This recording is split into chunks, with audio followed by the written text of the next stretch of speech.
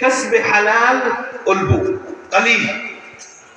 النبي صلى الله عليه وآله وسلم يقول الحلال بين والحرام بين وبينهما متشابهات. ما هو هذا متشابه؟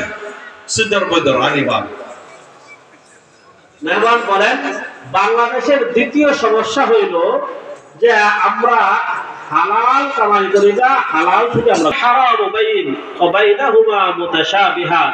আল্লাহ পাক দ্বীন ও শরীয়তের মধ্যে হালালকে স্পষ্ট করেছেন, হারামকেও স্পষ্ট করেছেন। আর এই হালাল এবং হারামের মাঝে হলো মুতাশাবিহাত, সন্দেহের বস্তু, যেটা এলোমেলো অবস্থা। যে মেহমান বলেছেন গ্রামগঞ্জের ভাষা তিনি শিখেছেন যে এটা তারা আছে, তারা বিদ্যমান থাকা অবস্থাও আমাদের এই মুসলমানদের সমাজের অবস্থা হলো এরকম ব্যতিক্রমী।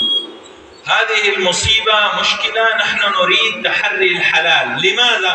هكذا هذا أنت ليس يأكل حلال نو إجابة دعاء. النبي صلى الله عليه وآله وسلم يقول أطب مطعمك تستجب دعوتك. إذا هذا حلال.